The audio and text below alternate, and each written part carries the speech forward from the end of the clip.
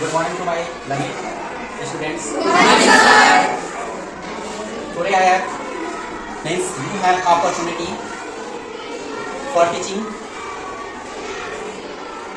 Today I mean and I want to give a chance for taking chemistry classes. Part of the science chemistry classes. 9th class students will teach on the podium. Lesson name is matter in our surroundings. There are many topics in this lesson, and we also have prepared all topics. And I hope that you will teach very well, and your classmates will be satisfied with your teachings, because your science teacher has already completed this lesson and is already he has taught to you. So first of all, Mr. Aditya, come on the podium.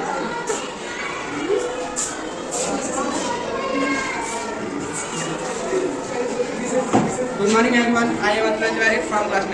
Today I will teach you as a teacher. So my chapter is matter in our surrounding.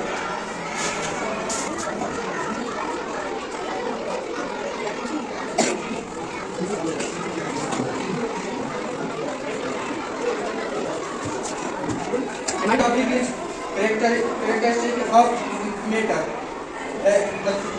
The important characteristic of particles of matter, like what are the following. First, the particle of matter are very small. हम लोग जानते हैं कि particle जो matter का particle है तो बहुत छोटे छोटे मॉलिक्यूल आइटम से बना होता है, जैसे कि हम एक एक्सपेरिमेंट में जैसे जानेंगे पोटेशियम पर मैग्नेट वाटर में जब हम डिसॉल्व करते हैं तो पता चलेगा कि स्मॉल जो पार्टिकल्स होते हैं मेटर वो स्मॉल होते हैं। कैसे? तो पहले हम एक बीकर लेंगे, इसमें हम पहले 19 ml वाटर लेंगे और 2 या 3 ग्राम हम पोटेशियम पर लेंगे। तो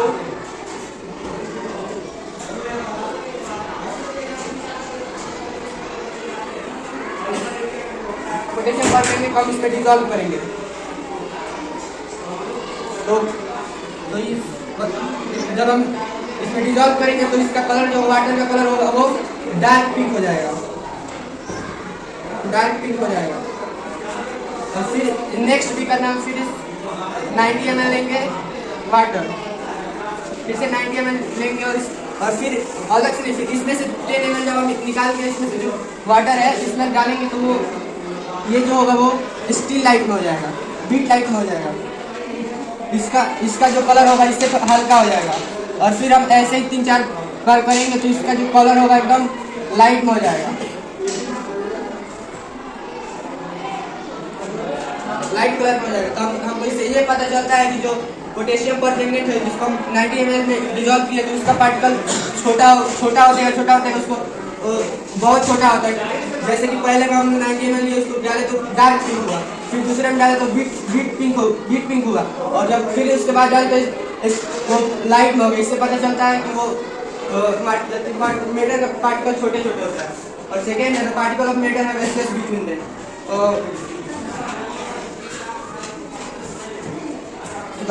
स्पेस बिटवीन पार्टिकल, इसको भी हम एक एक्सपेरिमेंट जैसे जानेंगे। जैसे कि एक गिलास में हम वाटर ले लेंगे,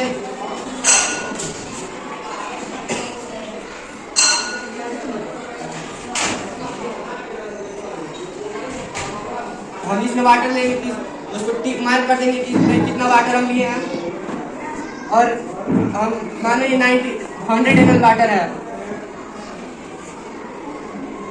100 ml वाटर है, और इसमें हम 10 ग्राम शुगर डालते हैं। तो जो इस पानी का जो लेवल होगा यही तक होगा, चीनी डालने से बढ़ेगा नहीं। तो क्योंकि हमको इससे ये पता चलेगा कि जो वाटर होता है उसके अंदर स्पेसेस होता है। जब हम चीनी को उसमें डालते हैं तो डिसॉल्व होता है, लेकिन उसका जो लेवल होता है वो उतना ही रहता है। इससे पता चलता है कि जो वाटर है उसके अंदर डिस्टेंस होता है, स्पेस होता है।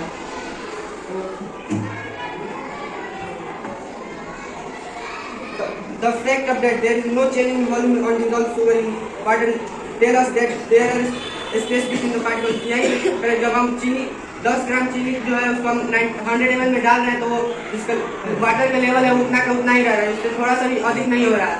और इससे हम ये पता चलता है कि जो मेटर है उसके अंदर स्पेसेस होता है। तो पार्टिकल थर्ड है the particle of matter are constantly moving.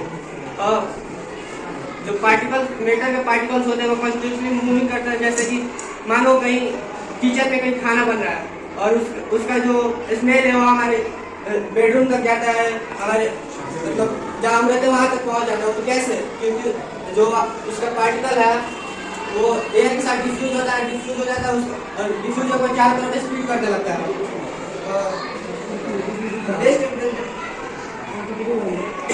Diffusion, इसको जानने के लिए हम डिफ्यूजन जानते हैं। डिफ्यूजन क्या होता है? स्प्रेडिंग आउट, मतलब डिफ्यूजन ये होता है कि यदि हवा के साथ कोई भी चीज मिलकर वो चारों तरफ फैल जाए तो डिफ्यूजन होता है। और कॉन्टिन्यूसली मूविंग मेटर जो होता है, कॉन्टिन्यूसली मूविंग जानने के लिए उसको हम ये जानते हैं कि डिफ्यूजन के साथ जब डिफ्यूजन होगा उसके अंदर तो वो चारों तरफ फैलेगा। और एक जैसे अगरबत्ती होता है, अगरबत्ती को हम यहाँ पूरे वाले रूम में जलाते हैं तो जैसे वो पूरे रूम में फैल जाता है, उसका इसमें पूरे रूम में कैसे हो जाता है? तो वो डिफ्यूजन के कारण होता है। So the particles of matter are continuously moving, हमने इससे जाना। और नेक्स्ट है the particles of matter attract each other. कैसे इसको जानते हैं फिर से?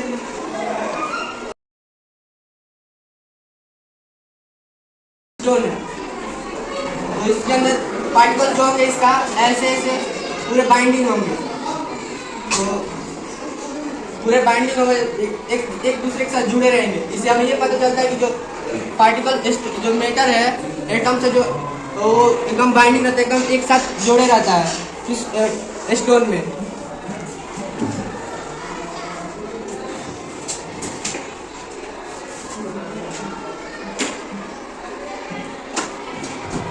और ये जो सबसे ज्यादा होता है ये होता है सॉलिड में सबसे ज्यादा अट्रैक्शन ज्यादा होता है, लिक्विड में उससे थोड़ा कम होता है और गैस में सबसे कम होता है। क्योंकि जब हम आइस को देखते हैं तो उसमें उसका पार्टिकल एकदम ज्वाइंट रहता है, जो वाटर होता है तो फ्लो कर जाता है और गैस तो वो पूरा फ्लो ही करता रहता है। इससे हमें पता चलता है कि जो पार्टिकल्स और मेटर एक दूसरे में अट्रैक्ट होते हैं।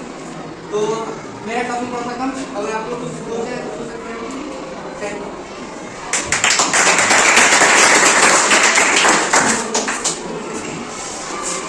Thank you, Asturas.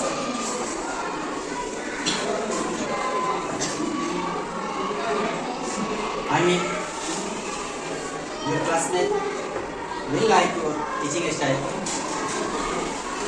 Next, I want to call Shreya Pandey. Come on the podium and give your expression to your classmate.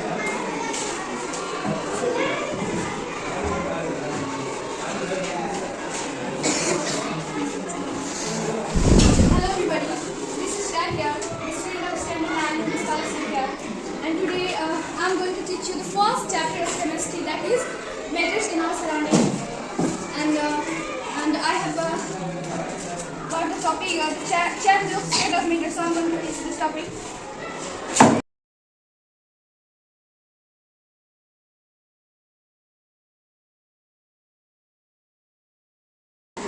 Matter की जो स्टेट है उसको चेंज करना है, यहाँ पढ़ने वाले। अब स्टेट मतलब आप लोग राज्य में समझ लीजिएगा, यहाँ पे स्टेट मतलब होगा अवस्था, यानी कोई भी जो मेटर है यानी हमारे सराउंडिंग में जितने भी चीज़ है उनकी अवस्था का बदलना, उसे हम कहेंगे change of state of matter. अब ऐसे तो हम सब जानते हैं कि मेटर 5 ग्रुप में कैटेगराइज है, तो क्या आप मुझे बता सकते हैं वो 5 ग्रुप में किन 5 ग्रुप में जो मेटर है वो कैटेगराइज है? मतलब मेटर के कितने ग्रुप हैं तो बता सकते हैं मुझे? ये बहुत ही बेसिक है। 3 टाइप्स होते हैं सॉलिड वैसे एक्चुअली मतलब अकॉर्डिंग टू दैट क्लास 5 होते हैं, जैसे हमें चौथा वो प्लाज्मा वो साइंस लाइफ कंडीशन। बट अभी हम यहाँ पे सॉलिड लिक्विड और गैस की बात करने वाले हैं। तो मैं ये चाहती हूँ कि कोई एक प्रॉपर्टी बता रही हूँ सॉलिड की, लिक्विड की और गैस। हेलो, मतलब कोई एक ही प्रॉपर्टी बस बता देते हैं। In solid, the particle of attraction is very more. In liquid, the particle of attraction is moderate to solid. In liquid, the particle in gas, the particle the attraction between particle is very low, so it can flow easily. सो हम यहाँ पे पढ़ने वाले हैं। Change तो होती है लेकिन कैसे होती है वो पढ़ने वाले। जैसे मेटर की जो स्टेट है उसे हम कैसे चेंज करेंगे, तो जैसे नहीं तो उसमें हम टेम्परेचर चेंज करेंगे, और टेम्परेचर चेंज करने का मतलब मेटर को टेम्परेचर बढ़ाएंगे या फिर टेम्परेचर लो करेंगे। और सेकंड हो गया बाई चेंजिंग प्रेशर, यानी कि उसमें प्रेशर जैसे प्रेशर इंक्रीज करना या डिक्रीज करना। तो हम पढ़ रहे हैं बाई चेंजिंग टेम्परेचर। अभी बाई चेंजिंग में प्रेशर हम बाद में पढ़ने वाला है, मेरा ये है बाई चेंजिंग।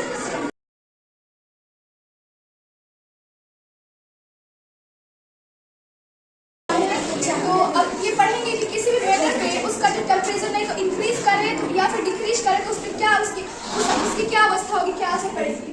तो वैसे हम सब जानते हैं कि किसी भी मेटर या एग्जाम्पल सॉलिड उस पर अगर हम हीट अप्लाई करते हैं, उसकी टेम्परेचर अगर बढ़ाते हैं तो वो चेंज हो जाता है लिक्विड में, और अगर लिक्विड की हम टेम्परेचर बढ़ाते हैं तो वो चेंज हो जाता है गैस में। जैसे सब जानते हैं। और अगर हम लिक्विड को गैस को कूल करते हैं वो किसमें चेंज हो जाता है, वाटर में। और अगर वाटर यानी लिक्विड को अगर हम कूल करते हैं तो सॉलिड में चेंज हो जाता है। तो इसमें पढ़ने वाले हैं कि जो टेम्परेचर का जो इंक्रीजिंग या फिर डिक्रीजिंग है उसमें मेटर के क्या फर्क पड़ता है। तो फर्स्ट हमारा है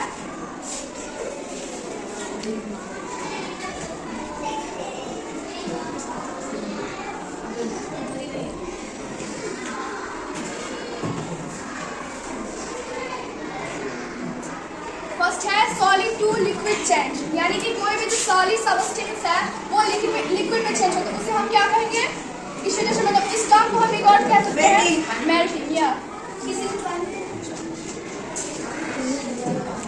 तो मैं इसकी एक डेफिनेशन बता दूं। The process in which solid changes into liquid by at atmospheric pressure is called melting.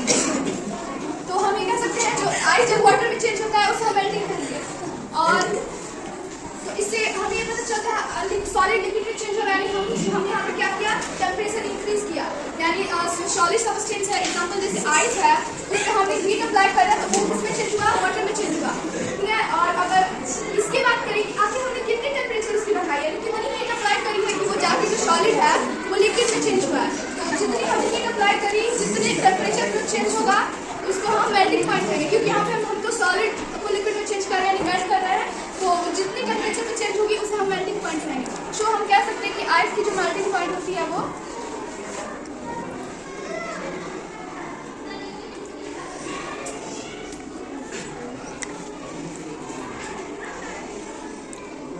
Melting point of ice 0 degree Celsius. Okay, and second हमारा हमने यहाँ पे बात की सॉलिड और लिक्विड को चेंज करने की। सेकंड है हमारा लिक्विड को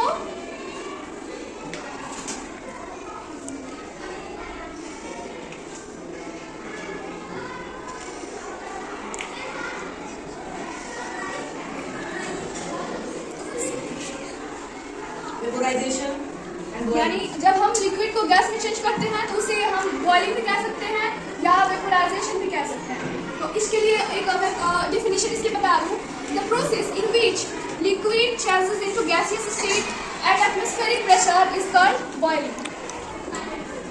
यानी अगर हम वाटर को वेपर में चेंज करेंगे तो हम क्या कहेंगे कि वाटर क्या हुआ है, वेपोराइज हुआ है वाटर।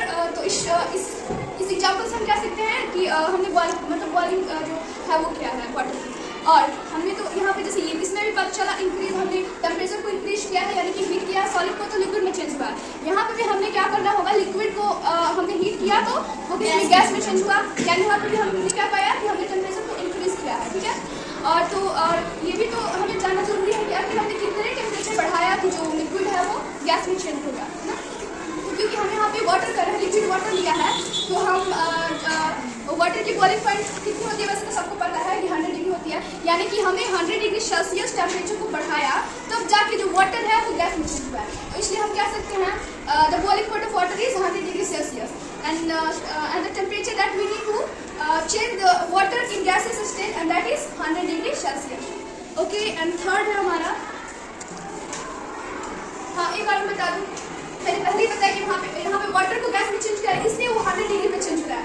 और अगर हम किसी और लिक्विड को ले लें तो कोई जरूरी नहीं है कि उसकी बॉइलिंग पॉइंट भी 100 डिग्री सेल्सियस होगी, क्योंकि ऐसे बहुत सारे लिक्विड होते हैं जिनकी जो पार्टिकल्स के बीच अट्रैक्शन होती है, फोर्स ऑफ अट्रैक्शन, वो शायद इसमें कम है, किसमें और ज़्यादा होगी, तो उसमें और हमें टेम्परेचर इंक्रीज करनी होगी। अगर इससे और होगी तो और करनी होगी, और अगर मर्क्यूरी की जैसे कम होती है तो उसमें कम टेम्परेचर चाहिए, इसको गैस में चेंज करेंगे।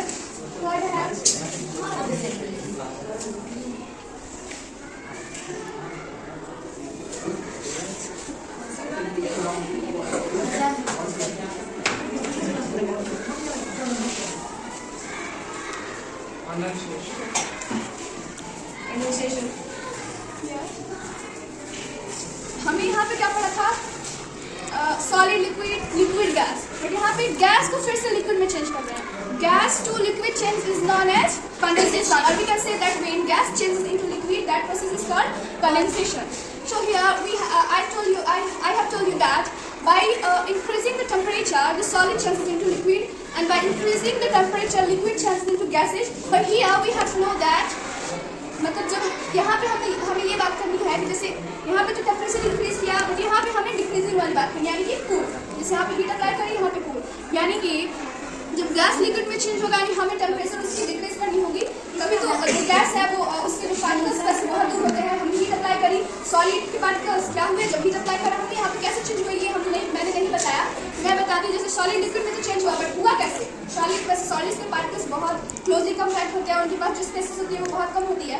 तो जब हमने उस पर हीट अप्लाई किया किसी भी सबस्टेंस पे, तो वो हीट क्या किया, उस हीट ने क्या किया, उसकी नेटिक एनर्जी बढ़ा दी। नेटिक एनर्जी में बता दूँ कि उसके जो पार्टिकल्स है वो मूव करना शुरू हो गया। पहले तो एक जगह थे, स्टेबल थे, और जब क्या हुआ हमने हीट अप्लाई करी तो उसके जो पार्टिकल्स वो वाइब्रेट करने शुरू हो गए, एंड देन वाइब्रेट होते गए और देन वो थोड़े से दूर हो गए, यानी जब दूर हुए वो लिक्विड की कैरेक्टरिस्टिक में आ गए, यानी वो लिक्विड में चेंज हो गया। सेम यही प्रोसेस यहाँ पे हमने करा था क्या कि लिक्विड पे जो हीट अप्लाई करी थी तो उसकी जो पार्टिकल्स में मूवमेंट हो गई थी और वो गैस की कैरेक्टरिस्टिक में आ गई थी, तो गैस में चेंज हो गया।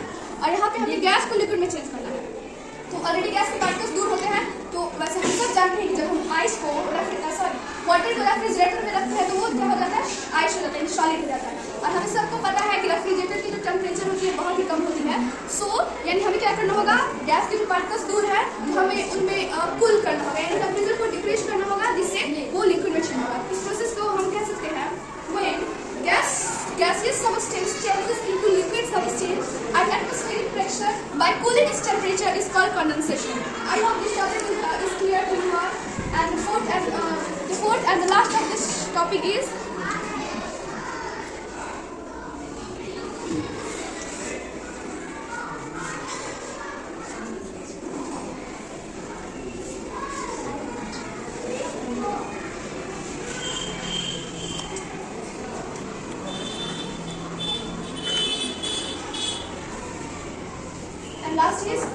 लिक्विड को सॉलिड में चेंज करना, जिससे हम फ्रीजिंग भी कह सकते हैं, क्योंकि हम जानते हैं कि हम जब वाटर को रेफ्रिजरेटर में रखते हैं तो आइस में चेंज हो जाता है, वो फ्रीज हो गया है।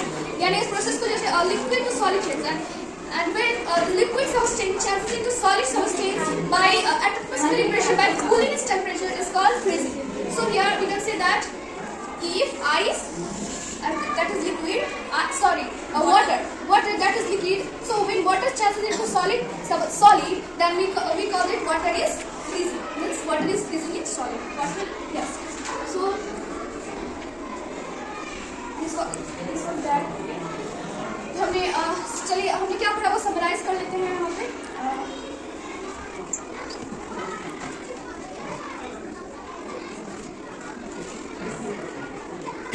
हमने सॉलिड को लिक्विड में चेंज किया, ठीक है। और मैं चाहती हूँ कि आप लोग बताएं जो मैंने पढ़ाया, मैं जान सकूँ कि मैंने पढ़ाया वो आपने कितने कंसिस्टेंट होकर उसे सुना है। तो बताइए, सॉलिड को जब हम लिक्विड में चेंज करेंगे, पहले अप्लाई करेंगे। अच्छा, सॉलिड को हम लिक्विड में चेंज करेंगे जब हीट अप्लाई करेंगे, तो उसे क्या कहेंगे हम? मेल्टिंग। ओके, और वो मेल्टिंग कब होगी? हम जब हीट अप्लाई करेंगे, टेम्परेचर को इंक्रीज करेंगे, मीन्स हीटिंग करेंगे। ओके, और जब लिक्विड गैस में चेंज होगी उसे बॉइलिंग और वेपराइजेशन, बहुत अच्छे है। And when liquid changes into gases by increasing temperature or by decreasing temperature? Increasing temperature. So here we also considered by heating the liquid changes into gases. Okay, here the inverse of this process here. When gas changes into liquid, Condensation. yes, and by decreasing temperature means cooling. Here I will write cooling, but you can also write, if you have to write that, you can also write by decreasing temperature. But it will take a long time and also long spaces. So here I am only writing cooling. And when liquid changes into solid, what is it? Right. And by decreasing temperature means cooling. Okay. So if you remember only this topic, then I hope then I understand that you will understand what I have taught you. Okay. And before going, I have told that I was teaching you by changing this temperature, and second by applying pressure. So उसको मतलब applying pressure को पढ़ने से पहले एक छोटा सा term होगा latent heat, उसे हमें पढ़ना होगा. तो जैसे ये है latent heat. तो latent heat में जो latent जो word होता है उसका मतलब भी होता है हीट. ठीक है. इसका मतलब तो हम क्या latent heat को हीट कह सकते हैं. Of course हीट कह सकते हैं. यानी वो हीट जो छुपी हो, यानी जो वो अपने प्रेजेंसी टेम्परेचर इंक्रीज, जैसे हमने हीट अप्लाई किया टेम्परेचर इंक्रीज हुआ, और हीट जब टेम्परेचर डिक्रीज किया यानी जब कूलिंग किया तो टेम्परेचर डिक्रीज हुआ, यानी यहाँ पे हीट की बात हो गया. तो वैसे ही जो प्रेजेंसी नहीं दिखाया टेम्परेचर बढ़ा के टेम्परेचर वैसे हीट करेंगे तो टेम्परेचर तो बढ़ेगी. यानी कि जब हम क्या हो, जैसे हमने अभी पढ़ा सॉलिड पे हीट अप्लाई किया लिक्विड में चेंज हुआ, और लिक्विड पे हीट अप्लाई किया तो गैस में चेंज हुआ. पर क्या हो, अगर हम सॉलिड सब्सटेंस ले या लिक्विड सब्सटेंस ले, उस पर हीट अप्लाई करें बट उसकी जो टेम्परेचर है वो कांस्टेंट है. ये है ना मैजिक वाली बात. इसलिए यहाँ पे हीट अप्लाई किया, टेम्परेचर बढ़ी उसकी और लिक्विड में चेंज हुई, और बट इसमें मान लो कि हमने सॉलिड लिया, उस पर हीट अप्लाई करें बट टेम्परेचर कांस्टेंट है. तो ये यहाँ पे जाने दे. तो लेटेंट हीट या फिर हिडन हीट बात सेम है. बस हो गई, इतनी सी हो गई. नहीं, इसमें अभी और भी टॉपिक है जो हमें पढ़ना होगा. तो जैसे हमने सबस्टेंस लिया, जैसे आइस लिया जो सॉलिड है, उसे हमने हीट करा तो वाटर में चेंज हुआ. ठीक है. तो हमने हीट अप्लाई कर दी. तो ऑफकोर्स आइस की जो टेम्परेचर है 0 डिग्री सेल्सियस, और जब वाटर हुई तो वो भी 0 डिग्री. अब क्या यहाँ पे तो टेम्परेचर सेम ही हो गया, बट हमें तो हीट अप्लाई करी, टेम्परेचर तो बढ़नी चाहिए ना, बट यहाँ पे तो सेम ही हो गया. तो हम इसी को अभी जानेंगे अच्छे तरीके से. इसी का जो फर्स्ट पॉइंट है, यानी कि इसका जो पहला टॉपिक भाग है, तो जैसे इसको दो लैटेंट हीट को है ना दो पार्ट में डिवाइड किया गया. एक हो गया लैटेंट हीट फ्यूजन, एक latent heat vaporisation.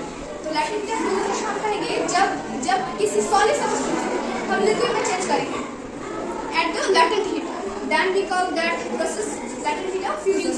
And when we change the liquid substance into gaseous substance, then we call vaporization. Latent heat vaporization. And we have already studied here liquid changes into gas. This is called boiling or vaporization. So first step.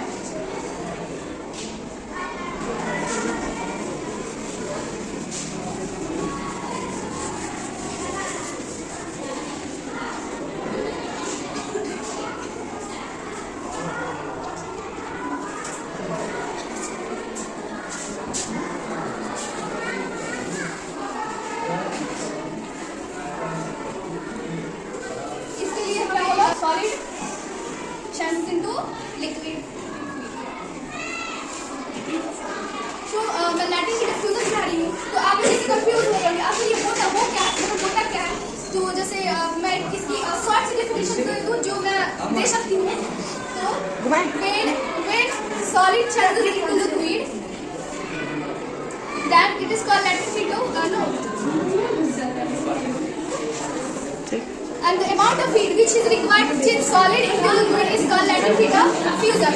So इसके लिए हमें एक experiment करना होगा जो कि black पे हमने करना है. तो इसके लिए हमें चाहिए होगा क्या, बीकर और आइस क्यूब्स चाहिए होंगे, और उसको बीकर को आइस क्यूब में भरने होंगे और बीकर को बर्नर पे रखना होगा. जैसे बीकर भरिए, इसमें क्या होगा, आइस क्यूब भरे, ये बहुत पकड़िए, और बीकर बर्नर है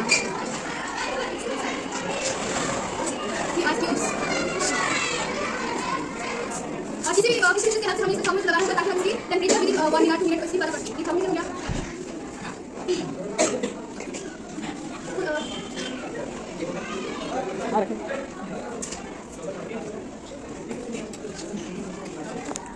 ये बर्नर है, यानी टिकट में आइस भर दिया, उसके बाद हमने हीट अप्लाई करा। पहले तो हमने टेम्परेचर ऑब्जर्व किया, तो हमारे टेम्परेचर क्योंकि यहाँ पे हमने आइस रखा है, तो टेम्परेचर होगा कुछ -डिग्री माइनस में होगा। तो जैसे सपोज अगर टेम्परेचर है -5 डिग्री सेल्सियस, क्योंकि आइस है यहाँ पे, तो हमने हीट अप्लाई जब करा इस पे, जो बर्नर ऑन किया और इस पे हीट अप्लाई करा, तो टेम्परेचर इसकी इंक्रीज हो, तो -5 से -4 हुई, -3 हुई, ऐसी 0 डिग्री हो गई।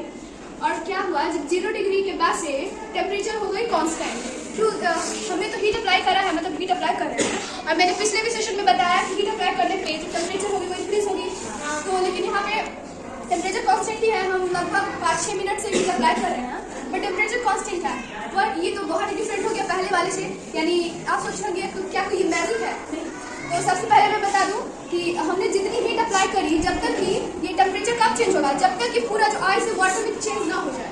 तो थोड़ी देर के लिए आइस वाटर में चेंज हो गया तो 0 डिग्री, एंड देन जब वाटर बॉयल करेगा तब टेम्परेचर इसका इंक्रीज होगा। तो जब तक हमने हीट अप्लाई करी, जब तक कि टेम्परेचर 0 डिग्री सेल्सियस यानी कॉन्स्टेंट रहा, इस हीट को हम कहेंगे लैटेंट हीट। क्या कहेंगे? Latent heat. और क्योंकि हम यहाँ पे सॉलिड को लिक्विड में चेंज कर रहे हैं, यानी कि फ्यूजन हम कर रहे हैं, तो यहाँ पे लैटेंट हीट और फ्यूजन हो जाएगी। यानी इसकी डेफिनेशन हो जाएगी, the amount of heat which is required to convert solid into liquid is called latent heat और फ्यूजन। तो इसे समझने के लिए एक छोटा सा टर्म हमें स्पेसिफिक हीट समझना होगा। वो क्या होता है स्पेसिफिक हीट? तो जैसे सपोज हमने 1 ग्राम आइस लिया जिसकी टेम्परेचर हुई 0 डिग्री, उसको वो मेल्ट हुई, वाटर में चेंज हुई, टेम्परेचर 0 डिग्री हो गई, ठीक है।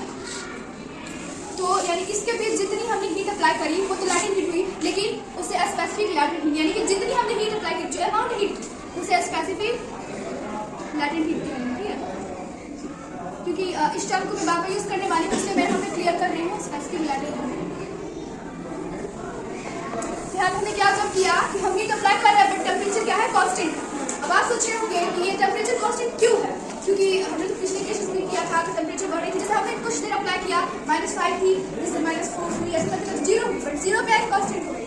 आप सोच रहे होंगे हम तो फर्दर हीट अप्लाई कर रहे हैं, बट ये टेम्परेचर कांस्टेंट क्यों है?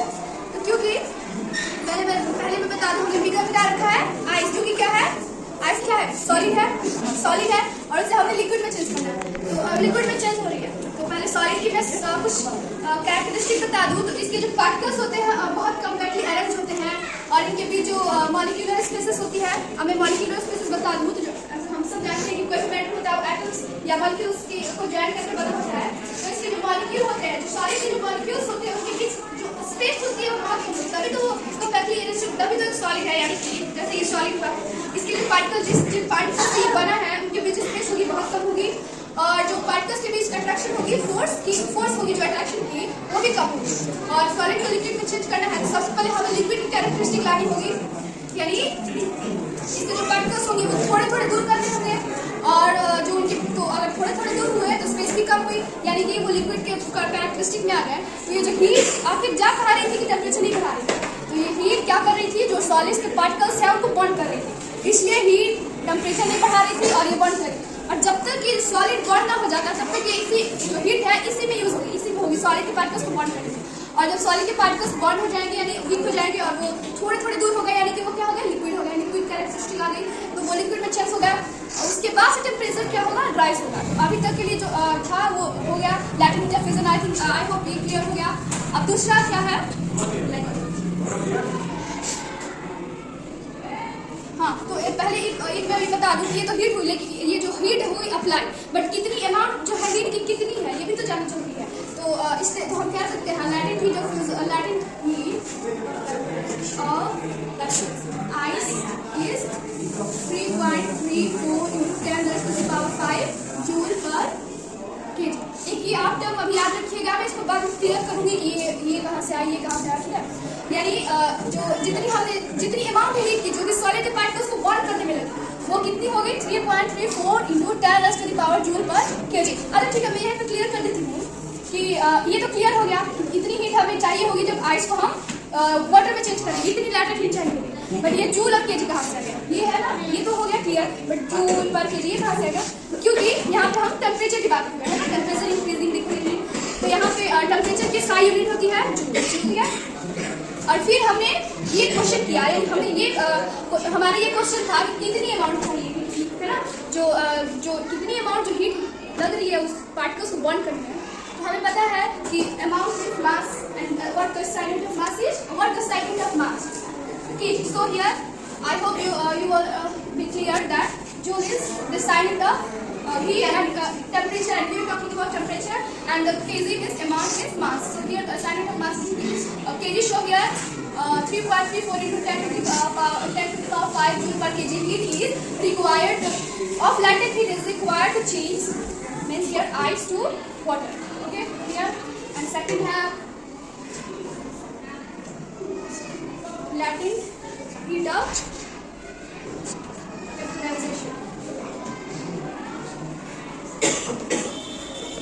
Means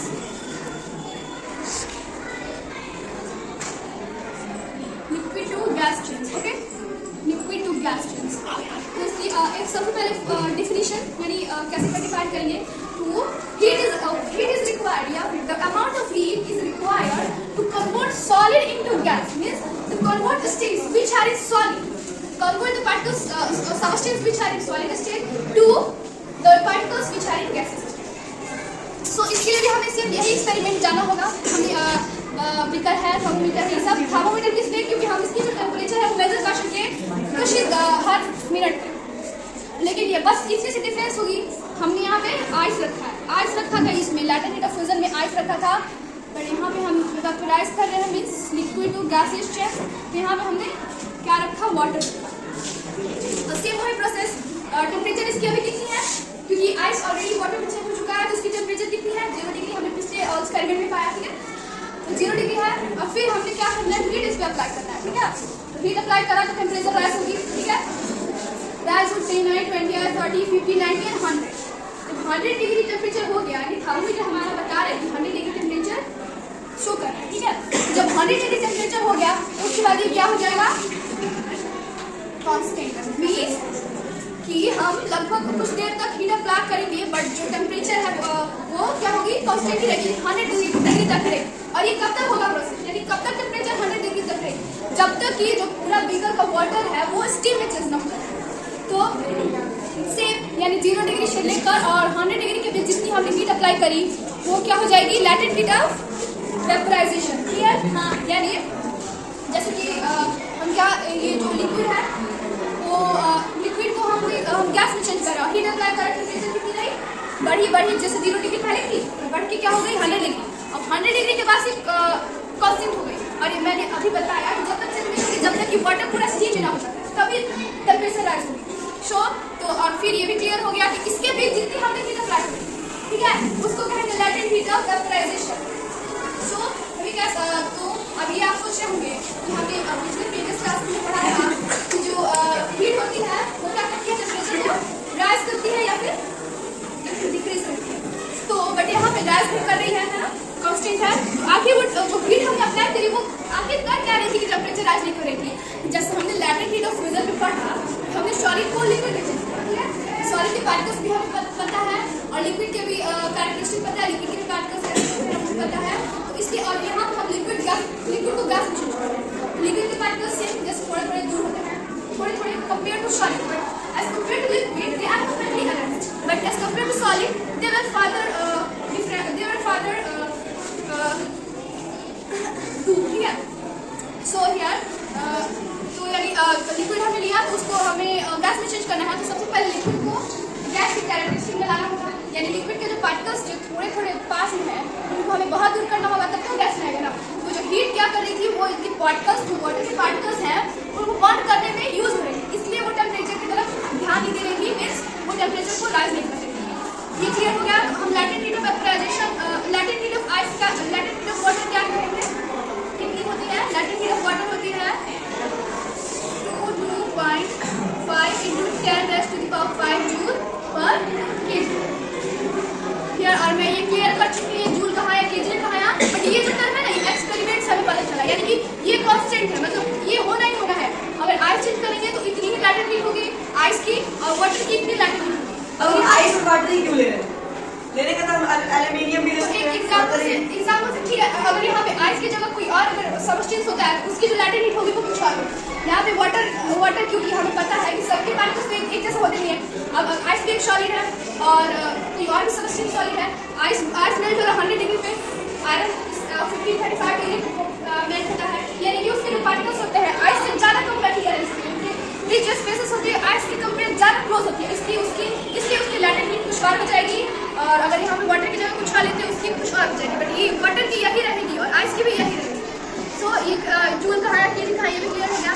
अब इसका लैटेंट आइस का मतलब और लैटेंट वेपराइजेशन का मतलब अगर मैं एक डेफिनेशन दे दूँ, ये होगा the 3.34 into 10 raised to the power 5 joule per kg of heat is required to change solid into liquids. Means not solid into liquid because there are so different types of solid and also so different types of liquid. Means water, ice into water, and the amount, like this amount, means to 22.5 into 10 raised to the power 5 joule per kg of heat is required to change water into gas. I hope this is clear to all. यानी कि latent heat of vaporisation जान लें। अब एक बार मैं summarise एक बार मैं recap कर दूँ, जैसे हमने एक्सपेरिमेंट में ज़्यादा नहीं बताने वाली हूँ। जैसे क्या हुआ कि हमने वाटर की जो टेम्परेचर थी जब हमने हीट अप्लाई करी, जब तक कि वाटर में गैस में चेंज नहीं हुई, यानी लैटेंट की वेपराइजेशन जब तक वो स्टीम में चेंज नहीं हुई, उसकी टेम्परेचर कांस्टेंट रही। और टेम्परेचर क्या करी थी, लिक्विड के पार्टिकल्स को बर्न करी थी, इसलिए वो टेम्परेचर राइज नहीं करी थी। हीट जब हम हीट अप्लाई करें थे तो उसको बर्न करी थी, तो इससे टेम्परेचर राइज हो रही थी। उसे हम call latent vaporisation. And when we take to ice and when we जब आइस पे हीट अप्लाई करा हमने, फिर भी उसकी टेम्परेचर कुछ देर तक कांस्टेंट रही, यानी कि हीट जो थी वो आइस के पार्टिकल्स को बर्न करी थी, इसलिए टेम्परेचर कांस्टेंट रही। ये मेरे ख्याल से क्लियर हो गया होगा आपको। हो गया। इसी पे मैंने क्या किया, मैं इससे कुछ क्वेश्चन करना चाहती हूँ आप लोगों से। बहुत ही सिंपल है, ऑफकोर्स आप लोगों को पता होगा, नहीं पता होगा मैं उसे क्लियर करूँगी। क्वेश्चन ये है लैटेंट हीट ऑफ वेपराइजेशन, ठीक है, कि वाटर जो है बॉइलिंग वाटर, मतलब वाटर जो ऑलरेडी बॉइल हो चुका है वो एक तरफ है, एक तरफ क्या है हमारी स्टीम, ठीक है। तो अगर वाटर हमारे हाथ में पड़े तो वो ज़्यादा हमें जैसे वो ज़्यादा इफेक्ट करेगी, वो ज़्यादा हमारे हाथ को जलाएगी, या फिर जो स्टीम पड़ेगी वो जलाएगी। जैसे वाटर, ठीक है, ये हुई स्टीम, दोनों की टेम्परेचर हुई 100 डिग्री सेल्सियस, ठीक है। तो हमारे हाथ में अगर मानिए वाटर गिरता है गर्म 100 डिग्री है, या फिर स्टीम, मतलब जो भी, तो मतलब ज़्यादा जलाएगी कौन? कौन कह रहे वाटर और कौन कह रहे स्टीम? ठीक है, यहाँ पे कुछ आई थिंक नीचे कुछ समझाने में मिस्टेक हो गया, इसलिए आपको नहीं समझ में। यहाँ पे जो ज़्यादा शामिल बंद करेगी वो क्या करेगी, स्टीम करेगी। अब क्यों करेगी ये मैं थोड़ा समझा दूँ, क्योंकि यहाँ पे हम जब वाटर चेंज कर रहे थे तो जब तक वो स्टीम चेंज नहीं हो रही थी, मीन्स यहाँ पे स्टीम हो गई और पूरी वाटर चेंज हो जाएगी स्टीम में, तो वो तो राइज होगी। और यहाँ पे वाटर हमने पिछले एक्सपेरिमेंट में जब आइस लिया हुआ था तो वाटर क्या थी 100 डिग्री पे बॉयल हुई, ठीक है, यानी कि 0 डिग्री जब आइस का टेम्परेचर रहा और हीट अप्लाई किया 100 डिग्री आ गई, ठीक है, यानी वो हीट तो टेम्परेचर बढ़ा रही है, ठीक है। ये इतना क्लियर रखें आप लोग। और फिर जब वाटर लिया तो हीट बढ़ाई और ये क्या हुआ 100 डिग्री पे स्टीम बना, फिर अब हीट बढ़ेगी, मतलब और ज़्यादा हीट लगेगी तब तो पूरा वाटर स्टीम में बनेगा। तो क्योंकि स्टीम इसलिए ज़्यादा बर्न करेगा क्योंकि जो स्टीम है वो लैटेंट हीट रखता है, मीन्स जैसे कि जब तक जैसे टेम्परेचर कांस्टेंट रहा, यानी कि जो कांस्टेंट रहा उसके बीच जितनी हीट हुई वो लैटेंट हीट हो गई। और जब वाटर चेंज हुआ स्टीम में, उससे पहले की जो जैसे इतनी सारी हीट जो लैटेंट हीट है, यानी कह सकते हैं कि स्टीम है वो इतनी हीट रखता है, मतलब उसके पास इतनी लैटेंट हीट होती है, इसलिए वो ज़्यादा ये करती है 7.2। अब आप सोच रहे होंगे दोनों की टेम्परेचर सेम है, दोनों का इफेक्ट तो सेम होना चाहिए, लेकिन लैटेंट हीट हमें ऑलरेडी पता है कि वो जो हीट है वो हीटेड होती है, इसलिए यहाँ पे टेम्परेचर तो राइज नहीं होती है, लेकिन ये रियलिटी ट्रूथ है कि जो स्टीम है इतनी हीट कंटेन कर रहा है ऑलरेडी पहले से latent heat in the form of latent heat, so ये ज़्यादा असर करेगी as compared to water with the temperature of 100 degree. So I hope this is clear what I have talked to you as like the effects of temperature, the changes of measures and latent vaporization, latent diffusion. और क्या किसी को कोई problem है? Doubt? I have a doubt. Yes.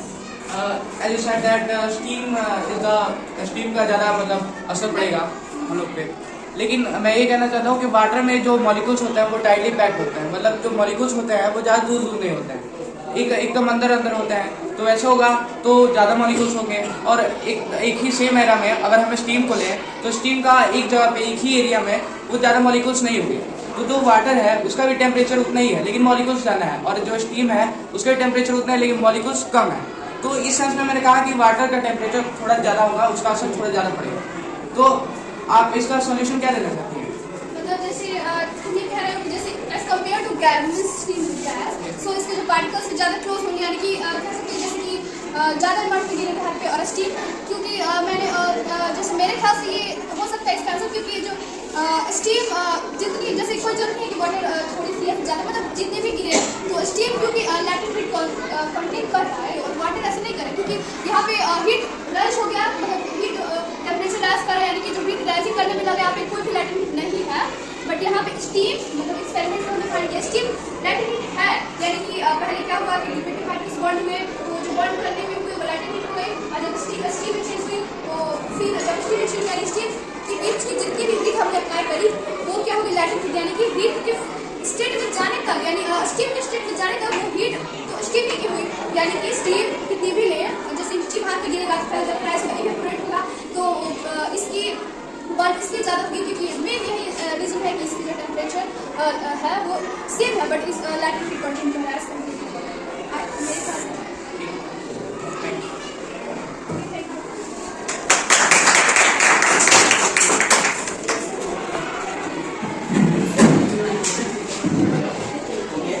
Lots of thanks. Just got very well. A special thank you for you. Next, I want to call Aman Khan. Come on the podium.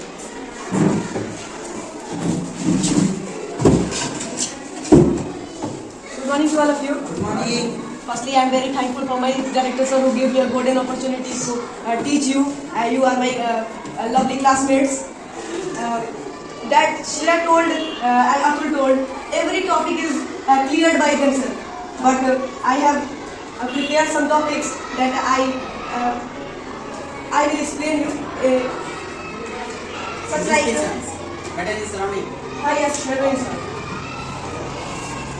Okay, first is diffusion, because diffusion is a very important topic. What is diffusion? Okay.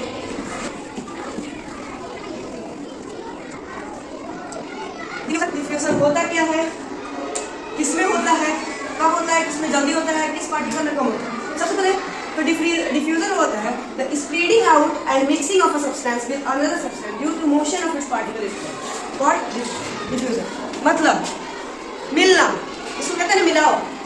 जैसे एक particle है हमारा solid का, ठीक है, solid छोड़ो, gas का है, गैस। अब ये हाइड्रोजन है, अब दूसरा हमारा गैस आ गया ऑक्सीजन का, ये भी गैस, ठीक है। अब ये डिफ्यूज होगा, इधर से एक और लेते हैं H, और जब ये दो हाइड्रोजन एक ऑक्सीजन जब डिफ्यूज होगा यानी मिलेगा तो H2O का निर्माण करेगा, पानी बन जाएगा। मतलब क्या होता है कि स्प्रेडिंग आउट यानी मिलना, किसके, एक सबस्टेंस से दूसरे सबस्टेंस में, किसके पे, मतलब गैस को जैसे हमने पढ़ा कि गैस रैपिडली मूव करता है, बहुत जल्दी मूव करता है, इसीलिए इसको कंटेन नहीं किया सकते, कंटेनर में नहीं रख सकते हैं, खुले कंटेनर नहीं रख सकते। लिक्विड क्या है, लिक्विड में क्या होता है कि गैस का जो पार्टिकल होता है वो बहुत जल्दी होता है, अब लिक्विड में इससे थोड़ा सा कम होता है, तो इसमें थोड़ा लेट से होगा डिफ्यूजन, क्योंकि due to motion of particles है। तो इसका मोशन ऑफ पार्टिकल मान लो एक लेवल दे रहे हैं, ये हाई होता है, ठीक है, इसमें हाई होता है। इसमें क्या हो गया हमारा, मीडियम हो गया, ठीक है। अब हम चल जाते हैं सॉलिड में, तो इसमें क्या होता है ना, ये भी नहीं बोल सकते लो होता है, इसमें वेरी वेरी लो होता है, क्योंकि इसमें ना बहुत, मतलब कभी देखे हो कोई सॉलिड दूसरे सॉलिड से डिफ्यूज हो जाए, नहीं देखे ना, लेकिन होता है, बहुत टाइम होता है, 4 साल 5 साल 6 साल, ठीक है, कैसे होता है ना। अब देखो, आज घर पे जाना, एक मेटल बॉल लेना, दूसरा मेटल बॉल उसके साथ लेना, अब इस दोनों को कस के बांध लेना, कस के बांध करता है कितना दिन रखना, या नहीं 8 से 9 साल तक वैसे रहने देना, 8 से 9 साल तक वैसे ही रहने देना, उसके बाद से उसको उस रस्सी को खोल देना जिससे बांधी होगी। उसके बाद तुम देखो कि ये दोनों एक दूसरे में ज्वाइंट हो चुके हैं, यानी मतलब ज्वाइंट हो चुके हैं। डिफ्यूजन में भी होता है, लिक्विड में भी होता है, गैस में भी होता है। अब इसका क्या एक्सपेरिमेंट प्रूफ करें इसको कैसे होता है।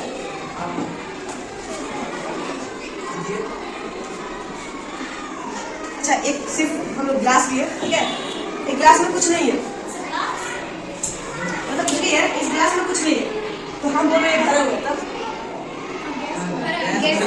भरा हुआ है ना। अब दिख रहा नहीं है, क्यों नहीं दिख रहा है? इनविजिबल है। लेकिन एक गैस ऐसा होता है जो विजिबल होता है, ब्रोमीन गैस, ब्रोमाइन, ठीक है, तो उसी से एक्सपेरिमेंट करते हैं। गैस में तो वही ना कलर वाला है, ठीक है। दो कंटेनर लिए, एक कंटेनर ऊपर है, एक कंटेनर नीचे है, इसे काट लिए और इसको एक कार्डबोर्ड, मान लो कार्डबोर्ड लिए या फिर एल्यूमिनियम का शीट लिए है, इसमें हमने ब्रोमाइन गैस भरा हुआ है, ब्रोमाइन गैस भरा हुआ है, ऊपर कलरलेस है गैस, ठीक है, कलरलेस गैस। अब बताओ हम क्या करेंगे, इसको अब हटा देंगे, इसको हमने घींच दिया, कंटेनर दोनों एक दूसरे में मिल गए। अब ये कलरलेस गैस के साथ डिफ्यूज होगा, फिर आप देखोगे कि ये जो ब्रोमाइन गैस है वो कलरलेस गैस से डिफ्यूज हो जाएगा। तो ब्रोमाइन गैस का कलर कौन सा होता है? पिंक, ब्लू, रेड, ब्राउन, ठीक है। तो देखना कि जब हमने ऊपर तो कलरलेस गैस था ना, ये कलरलेस गैस है, अब इसमें हम लोग ब्रोमाइन अगर ला देते हैं तो यहाँ भी थोड़ा दूर में होगा, क्योंकि ये कंटेनर है, इसके अंदर होना जरूरी है, तो रेड ब्राउन कलर का पूरा हो जाएगा।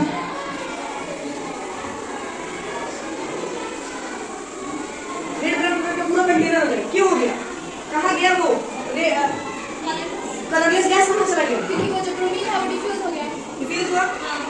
अब एक दो ऐसा डिफ्यूजन है ना जिसकी वजह से ना पानी मतलब जो लिक्विड में रहने वाले जीव है ना वो भी जिंदा रहते हैं। ऐसा कोई डिफ्यूज बताएगा?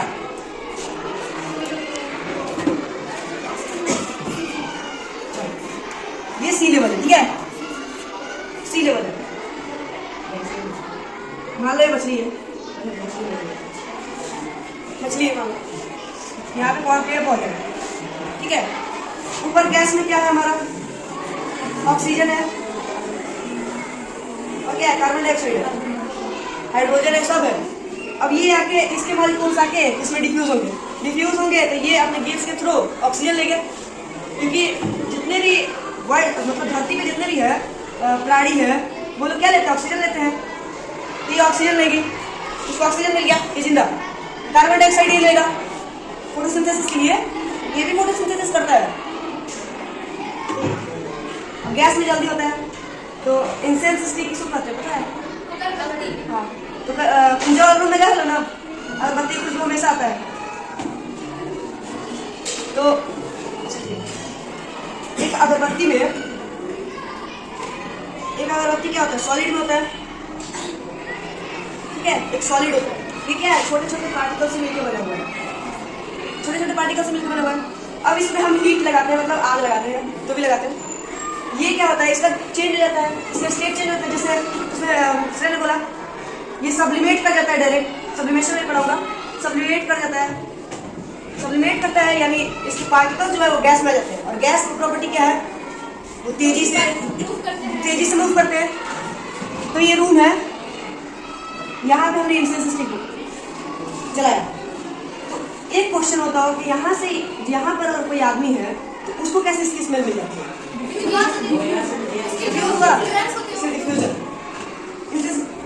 परफ्यूम का कभी क्या होता है तो उसकी जो स्मेल है वो भी स्मेल करती है लिक्विड में। अब खाना पकता है ना घर पे, खाना की स्मेल आता है कि नहीं घर पे? बताओ। खाना पकता है तो क्या होता है? अब देखो जब हीट पड़ेगा ना, जब हीट आएगा उसमें, हीट जब होता है तब जो पार्टिकल्स होते हैं ना वो जल्दी मूव करने लगते हैं, भागने लगते हैं। वैसे ही सॉलिड के जब पार्टिकल्स वाइब्रेट करने लगते हैं, यानी जब ये वाइब्रेशन मोड पे रहते हैं, अभी हम इसमें हीट डालते हैं तो इन दोनों के बीच का जो डिस्टेंस होता है ना वो टूट जाता है, तो दूर दूर हो जाता है, और ये लिक्विड में चेंज होता है। अब लिक्विड पे भी हम हीट डालते हैं तो गैस में हो जाता है, गैस से थोड़ी ना कहीं चल जाएगा। तो अब गैस तो दूर दूर हुआ, अब इस पर हम और हीट डालेंगे तो ये और दूर हो जाएगा, और हीट डालेंगे और दूर जाएगा। इस तरह मतलब हीट, अब जैसे मतलब खाना पक रहा है, ठीक है, खाना पक रहा है तो हीट लग रहा है इस पे, इसके जो पार्टिकल्स हैं जो गैस बन के उड़ रहे हैं, उसके जो इतने रैपिडली मूव करेंगे ना, आपका रूम यहाँ पे भी होगा ना, आपको स्मेल मिलेगी, मतलब घर में होगा घर में होगा स्मेल मिलेगी।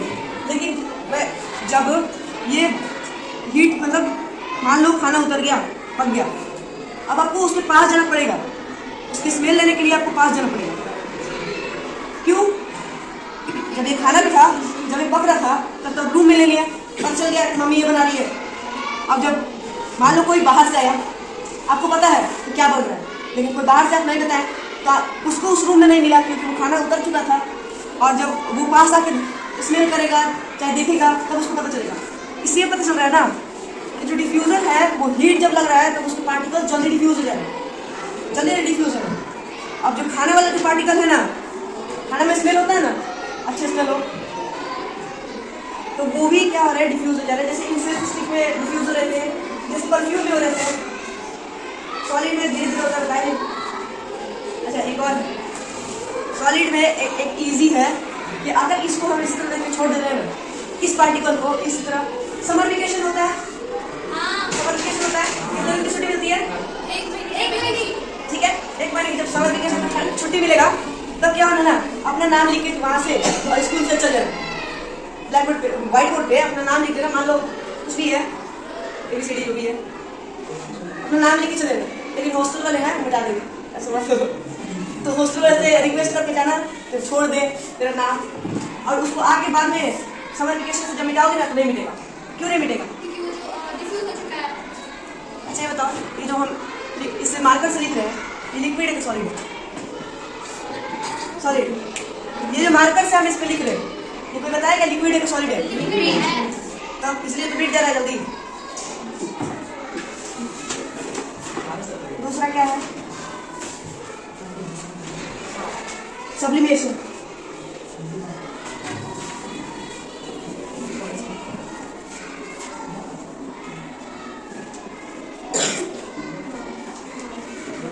सब्लिमेशन एक ट्रायंगल पढ़ोगे,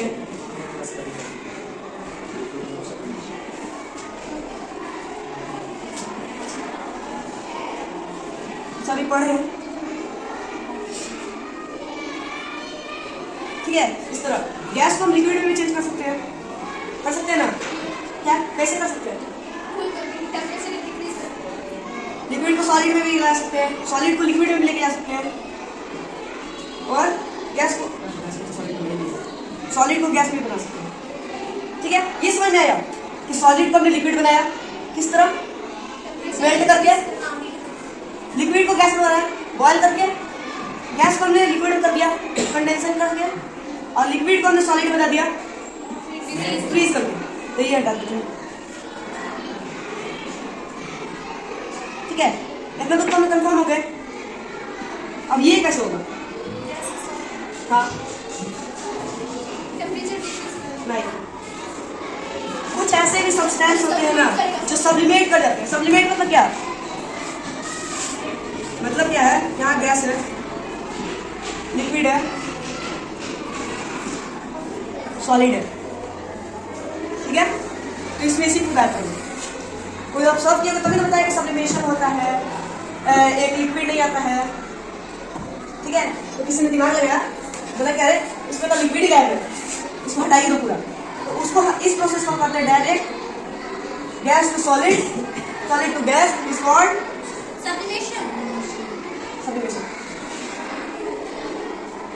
सब्लिमेशन।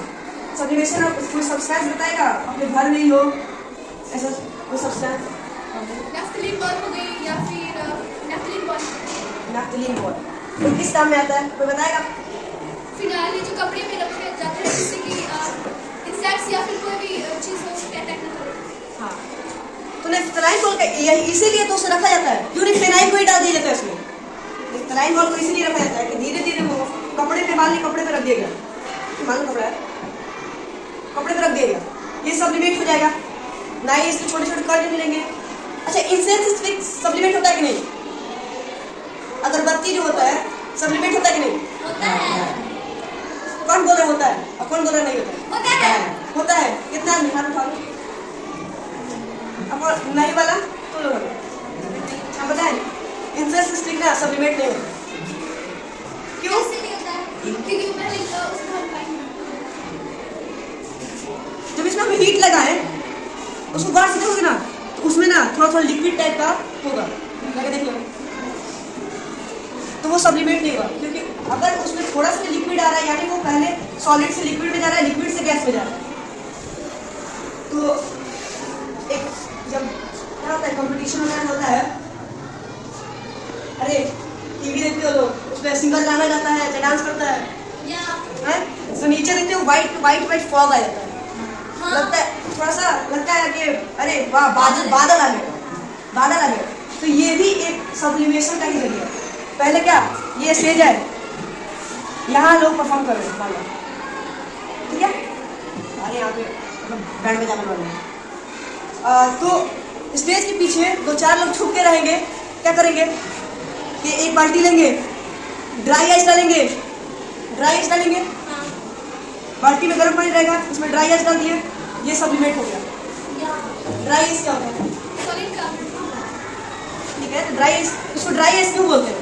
क्योंकि अगर हम उसे मतलब खुला या फिर अगर हम उसे खुला या फिर टेम्परेचर अगर डिक्रीज करके नहीं रखते तो सब्लिमेट होता है। आइस क्यों बोलते हैं? अब इतना नहीं पता, बस ड्राई आइस। इसको ड्राई आइस इसलिए बोलते हैं, ड्राई आइस। ड्राई मतलब क्या होता है? आइस मतलब क्या होता है?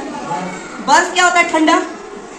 सूखा हुआ भी कोई चीज ठंडा होता है, तो इसीलिए ड्राई आइस ऐसा आइस होता है जो डायरेक्ट सब्लिमेट रहता है बिना कोई लिक्विड सब्सटेंस छोड़े हुए। लिक्विड सब्सटेंस नहीं रहेगा, क्लॉथ होते हैं, उसको पानी में डालते हैं तो बोलते हैं क्या, वेट है यानी गीला है, और जब वो सूख जाता है तो किसे क्या बोलते हैं, उसको ड्राई है। तो इसमें वाटर डायरेक्ट सब्लिमेट हो जाता है, यानी अगर ये क्या है, ड्राई आइस है, तो ये लिक्विड में नहीं जाएगा, ये डायरेक्ट सब्लिमेट हो जाएगा। सब्लिमेट हुआ, अब बोलेगा तो सब्लिमेट तो ये हुआ, तो ये इफेक्ट कहाँ से आ गया, वो स्टेज पे इफेक्ट कहाँ से आ गया, इफेक्ट क्यों आया उस स्टेज पे?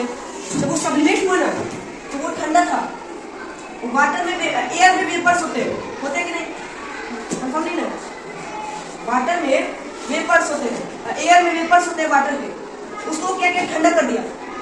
जैसे अभी देखते हैं ना जो क्या बोलते हैं ओस, कुहासा, वैसे ही उसको कर देता है, उसको ठंडा हो जाता है, ठंडा हो गया तो वो सीनेबल हो गया, आइस टाइप का बन गया, छोटा छोटा आइस बन गया, तो वो दिखने लगता है और लगता है कि अरे अच्छा सीन लग गया।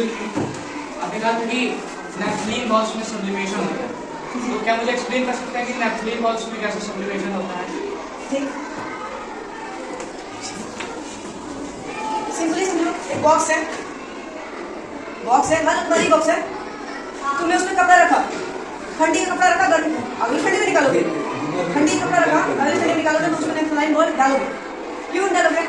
इंसेक्ट्स ना लगे, मॉस ना लगे, इसलिए डाल दिए। अब कभी ये देखते हो, कभी ऑब्जर्व किए हो क्या, उस जिस कपड़े पे तुम रखे थे उस कपड़े में थोड़ा सा भी उसका स्मेल नहीं होता है, उसका स्मेल होता है, थोड़ा सा नहीं होता है, और वहीं फिनाइल डाल दोगे, उस पर थोड़ा सा फिनाइल डाल दोगे तो उसका स्मेल होगा कि नहीं होगा? ठीक है, और कोई क्वेश्चन है इससे रिलेटेड? किसी को नहीं है?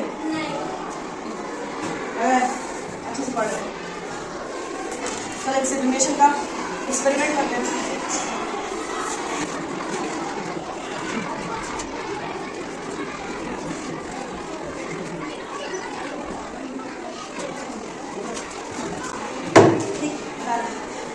सब्लिमेशन में कुछ और भी सब्सटेंस होते हैं, ड्राई आइस जिसको हम सॉलिड कार्बन डाइऑक्साइड बोलते हैं, नेफ्थलाइन बॉल, नेफ्थलाइन होता है बस, ठीक है, एल्यूमिनियम क्लोराइड, आयोडीन, कैम्फर और एथेरेसिन, ठीक है।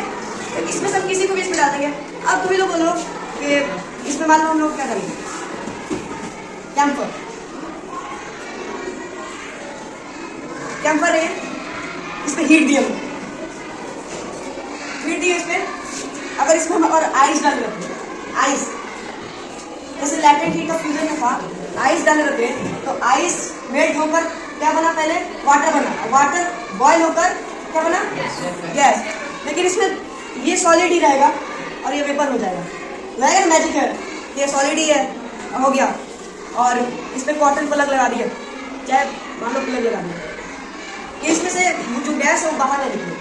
और एक ऐसा शीशा लगा दिया कि दिखे कि भाई हो रहा है कि नहीं। और इस पर तुम लोग देखोगे ना, लिक्विड भी नहीं करेगा, वो लिक्विड भी नहीं करेगा, उसमें डायरेक्ट जो गैस है उसको चिपक जाएगा।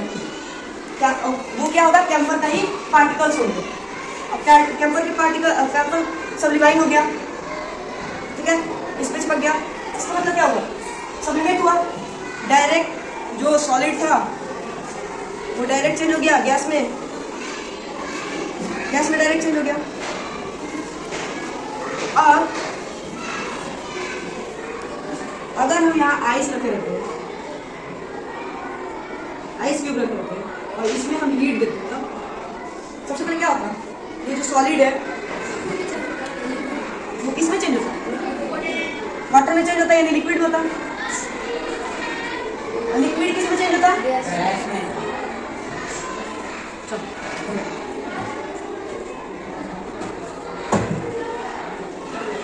अब एक दो क्वेश्चन पूछ ले रहे हैं डिफ्यूजन से, ठीक है। किस सब्सटेंस में, किस पार्टिकल के स्टेट में सबसे जल्दी डिफ्यूजन होता है, इसमें सबसे कम एक एग्जांपल दिए सॉलिड का, डिफ्यूजन इन सॉलिड, जैसे तुमने कहा समूह वेकेशन वाली बात, जैसे एक ब्लैक बोर्ड ले लिया हमने और उस पर चौक से लिख दिया, ठीक है। और कुछ दिन बाद हम अगर उस मिटा तो कुछ दिन बाद ऑब्जर्व करेंगे कि जो चौक का जो पार्टिकल्स मतलब जो हमने लिखा वो सॉलिड से डिफ्यूज हो गया बहुत स्लो प्रोसेस में, या फिर दो लकड़ियों को हमने वापस में आपस में बांध दिया और कुछ दिन बाद हम उसमें कुछ चेंजेस होंगी जो हम कह सकते हैं कि हाँ जो सॉलिड है, यानी कि लिक्विड भी सॉलिड, सॉरी वुड भी सॉलिड, ये भी वुड सॉलिड, और जो वापस में diffuse latent heat of vaporisation पढ़े ना, वेपोराइजेशन, उसका लैटेंट हीट हटा दो, तब आएगा मेरा तीसरा टर्म, वेपर। वेपर क्या है, एक्सप्लेन कर दो कोई। After burning a liquid, after giving it a temperature, the liquid converts into a steam-like thing that is called vapor.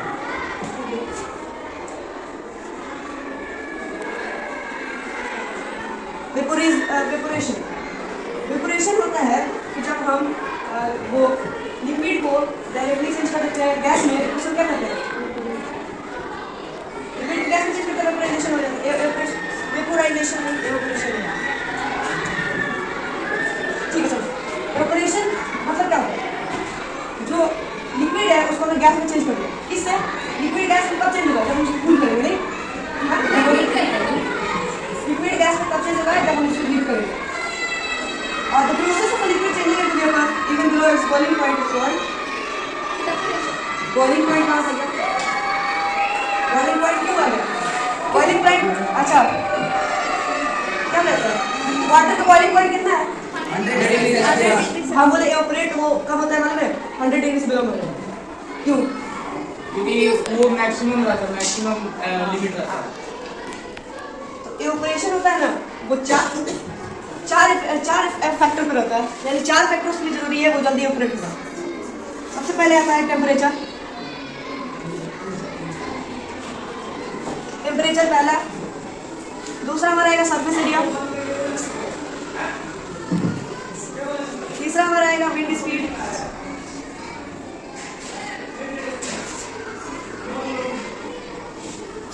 चौथा हमारा आएगा ह्यूमिडिटी।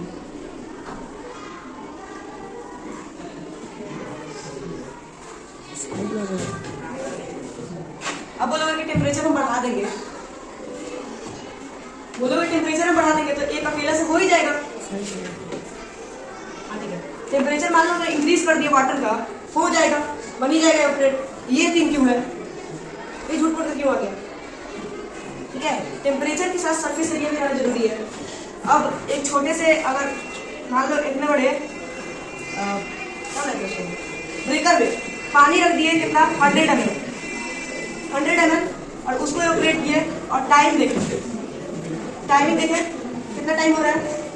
दूसरा वही उससे थोड़ा सा बड़ा ब्रेकर लिए, यानी थोड़ा बड़ा ब्रेकर लिए, उस पर उतना ही हीट दिए और टाइम देखे और 100 ml पानी डाले 100 ml, तो टाइम में ये आएगा कि ये देर से ऑपरेट होगा और ये जल्दी ऑपरेट होगा। क्यों? क्योंकि इसका सरफेस एरिया ज्यादा है, सरफेस एरिया जब ज्यादा वेपोराइजेशन जल्दी, टेम्परेचर ज्यादा, एवोपरेशन जल्दी। ठीक है, विंड स्पीड और हवा का क्या काम, जो होता है ना समंदर के किनारे जो लैंड्स होते हैं उसमें समंदर का पानी रख दिया जाता है। क्यों? जब वो एवोपरेट होता है उसको समंदर का पानी है ज्यादा रहेगा, सरफेस एरिया हम उसको इतना दे दिए, सरफेस एरिया इतना दे दिए, समंदर का पानी इसमें डाल दिया, टेम्परेचर बढ़ा एवोपरेट हुआ, सरफेस एरिया ज्यादा जल्दी ऑपरेट हुआ, विंड स्पीड ज्यादा और तेजी ऑपरेट हुआ। ह्यूमिडिटी का इसमें क्या करना, ह्यूमिडिटी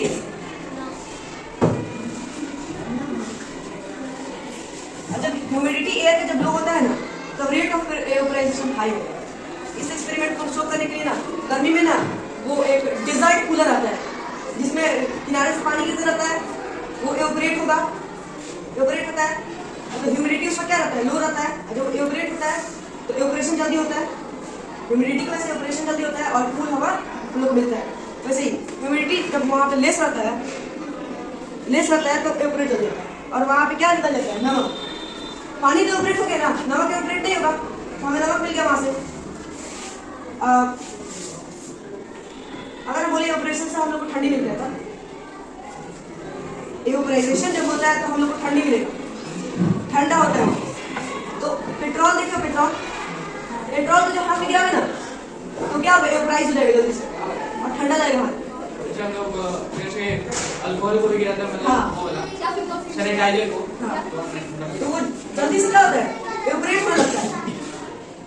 दूसरा रहता है वो जो मटका होता है, मटका जिसमें पानी रखा जाता है, उसमें छोटे छोटे स्मॉल पोर्स होते हैं, बहुत छोटे छोटे, उसमें से थोड़ा थोड़ा पानी उसमें से क्या होता है, सीप होते रहता है, निकलते रहता है।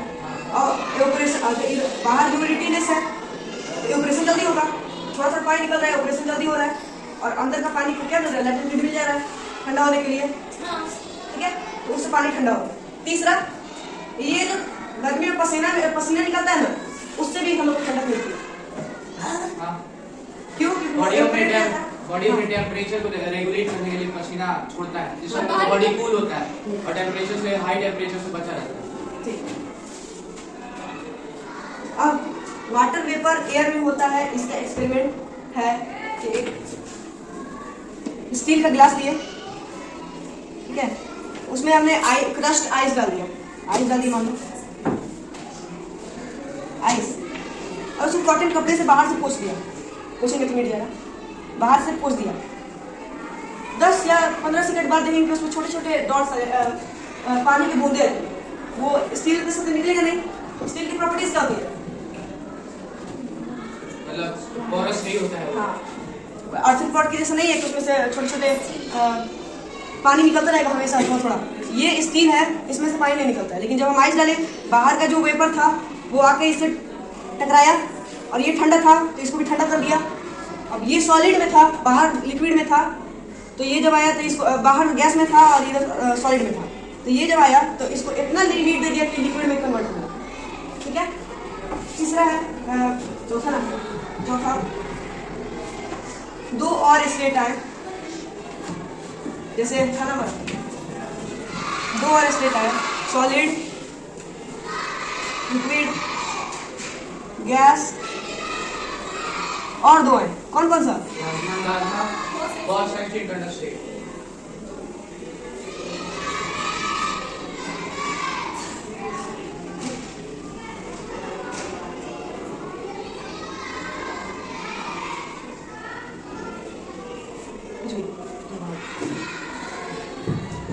Plasma is a mixture of electron and iron. Plasma mixture होता है फ्री इलेक्ट्रॉन का, जो बाहर के इलेक्ट्रॉन होते हैं ना उसका और आयंस का एक मिक्सचर होता है। प्लाज्मा क्या naturally star.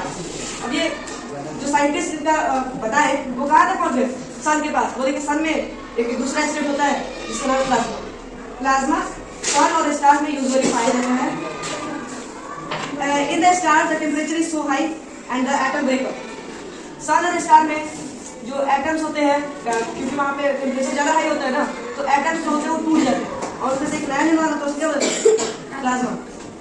The sun and the other star glow because of presence of plasma in there. Sun glow इसलिए कर पाता है या फिर अलग स्टार जो है वो ग्लो इसलिए कर पाते हैं क्योंकि उनके अंदर प्लाज्मा होता है। Plasma can also be made on the earth by passing electricity through gas at very low pressure taken in glass tube. Plasma जो होता है ना उसको हम अर्थ पे बना सकते हैं। कैसे? इलेक्ट्रिसिटी को जब हम गैस के थ्रू पास करेंगे वेरी लो प्रेशर में, और किस में करेंगे, एक ग्लास ट्यूब में। ग्लास ट्यूब में जब कर देंगे तो हमारा प्लाज्मा बनेगा। अब 1920 की बात है, 1920 की बात है। इससे पहले अगर हम पैदा करते लोग तो उससे पहले ये जो जनरल नहीं था कि दोनों पढ़ा था, बोस आइंस्टाइन कंडेंसेशन। आइंस्टाइन जी ने बताया कि कौन कौन दो साइंटिस्ट बताए थे और उन्हीं के नाम पे इस स्टेट का नाम रखा गया, बोस आइंस्टाइन कंडेंसेशन। तो कौन कोई गेस करेगा इसमें कौन दो वो महान व्यक्ति आ रहे हैं? एक अल्बर्ट आइंस्टाइन हाँ और दूसरे ठीक है। जगदीश चंद्र बोस। ओके, दूसरा 1920 में एक इंडियन साइंटिस्ट जिसका नाम था सत्येंद्र नाथ बोस और कुछ कैलकुलेशन कर रहे थे। पांचवें में वो एक को निकाल दिया प्लाज्मा, बोला कि हम एक प्लाज्मा निकाल दिए और हम आप लोग से ज्यादा तेज है। तो ये बोला नहीं, हम पांचवा भी निकालेंगे, और पांचवा भी निकालेंगे। तो ये तैयारी हो गया लोग। सत्येंद्र नारायण बोस पांचवें जो स्टेट ऑफ मैटर है उसमें कैलकुलेशन करने लगे, होता है कि नहीं होता है। On the basis of 3 calculation उनके अच्छा सत्येंद्र बोस के कैलकुलेशन पर आइंस्टाइन भी क्या किए, बोले कि हम भी आएंगे आपके साथ, और एक 5वें कंडीशन का निर्माण भी कर दिया। उसका नाम रखा गया BEC, Bose Einstein condensation. The fifth state of matter called Bose-Einstein condensation was finally achieved by three scientists called Cornell, Catternill and Wieman of USA by cooling a gas of। अच्छा, ये दोनों बता दिए कि Bose-Einstein condensation होता है। अब इसको प्रूफ करना था। प्रूफ करने के लिए 3 USA के साइंटिस्ट हैं, उनका नाम था, एक का नाम था कॉर्नेल, एक का नाम वीमैन था और एक का नाम कैटरले था। ये दोनों ने इसको प्रूफ भी कर दिया, इसको प्रूफ किया और उसके बाद से हम लोग को 5वां दिया गया, 5वां स्टेट दिया गया।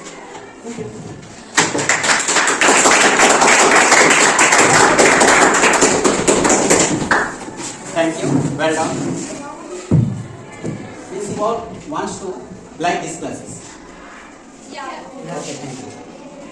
Also, I like these types of classes because your development is increased day by day. Thank you. With this class, okay, bye. See you tomorrow. That's